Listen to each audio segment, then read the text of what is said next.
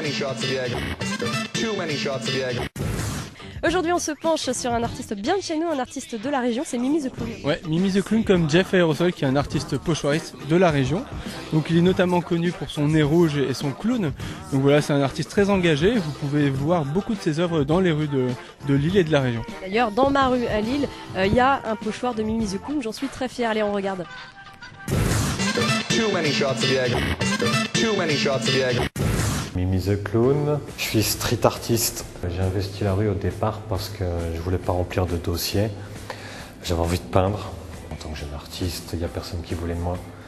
Donc il a fallu que je trouve une solution et je suis arrivé dans la rue assez vite. Je cherche des murs j'évite des murs privés à moins qu'on m'y invite. Vous savez, avec la crise, il y a plein de baraques qui sont murées, il y a plein de magasins qui sont murés, donc on trouve assez facilement. Moi, si je savais parler, je ferais de la politique, mais là j'ai un peu du mal. Donc je fais de la peinture.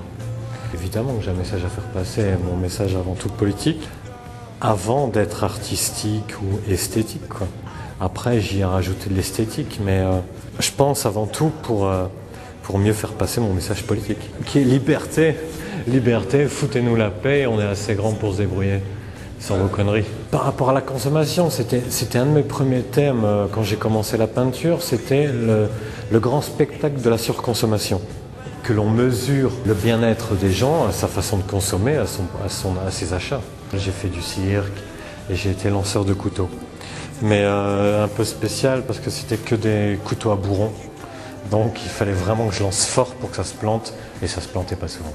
Parce que des fois il est énervé, des fois il a envie de faire caca et puis des fois il a envie de se retirer aussi pour rêver. Parce que Tzara, c'est théoricien du dadaïsme.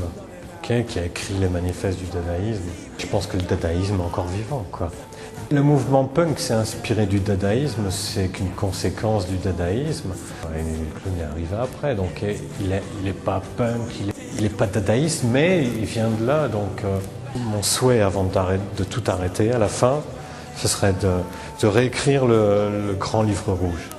Réécrire le manifeste du Parti communiste, mais le manifeste du mimisme en fait. Ce serait un nouveau livre qui serait appris dans toutes les écoles et qui apprendrait la vie.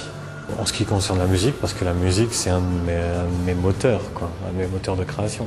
C'est rock'n'roll, mais en particulier, je sais pas, les White Stripes, les Rolling Stones, beaucoup de live, Gainsbourg aussi, et en ce moment Arnaud. Et pour créer, je suis avant tout un grand observateur, sinon je pourrais rien faire, quoi. Je pense que c'est une deuxième approche du travail. Il y a à la fois un travail dans la rue qui est gratuite pour le passant, et le travail dans la rue qui me permet d'aller au champ et de faire mes courses, et de manger, et de faire vivre une famille, et de pouvoir aussi continuer. C'est le grand débat de beaucoup de personnes qui sont venues voir l'exposition et qui disent « Oui, t'es un artiste street art, t'es galerie, ça y est, maintenant, t'es riche. Ouais. » Non seulement, un, je suis pas riche, et de deux, j'ai toujours vendu mes œuvres. Hein. Et